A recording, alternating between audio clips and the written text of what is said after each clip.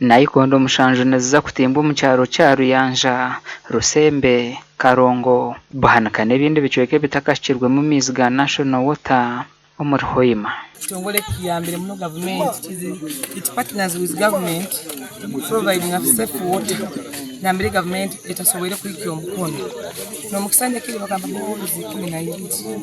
Ati nyinaho musanju kandi tuli Rusembe, tunayeri ka Ruyanja, tunayeri Karongo, tunayeri Buhanika. Asinasi Nyakato umunyishengerokazi w'ururembo rwa Hoima nagira ngo akashaka mizaga okwera wabatine mizi marunji. Ibali amezi libayiremu abantu bagenda harayira mukimanye kurungi musite tikiriki anunga.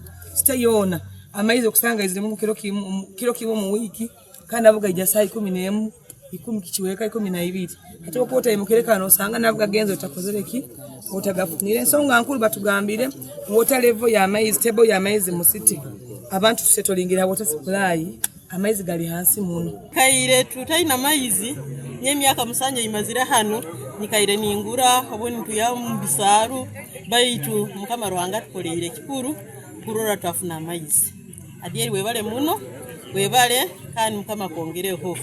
Yashaba abantu okutangirira project eji batarukuranze hashigombe cy'ebyobutegeki. Harriet Arituhana Margaret Katwesige abatura ba Ruyanja bagamba ngo ibura rya miza amayonjo neryo kubita. Muno tuine kizibe kya amaizi twikaye tutalibana nakyo Ruyanja isi tutayina mukiyoma kiona uyo tukakole kiyoma kimukerosi ekya Ruyanja ifu nyakiora twayemera nawe ambassador Japan nyamuho okusaba kwange nyamugamba mama nakyo yamani tukusaba ko tuliko bya amaizi nawe yatuhereza ki ekiyoma tutana iziba lyona akatukola iziba lya kabajungu adieri yalikozere yalikora kubi taina kantu kona bakanywa sabite amaizi gabura hati yagaruka yatuyiza nibwo tugarukete kole atulimireni tituina muiziba lyona kuruga haraunda kukanga kabajungu ifu izo bali nligenda kutuyamba kuongeraho amaizi omusite tubetwina amaizi matito abantu abamwe ekyaro kyetu kinde kitulimu abantu abamu bayina amatapu baita abantu abakira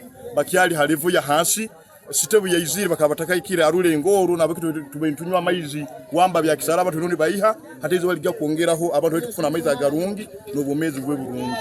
Nayikondezi zihirwe yaba uma Uganda gashakwanwaga ba Ambrose Katoto.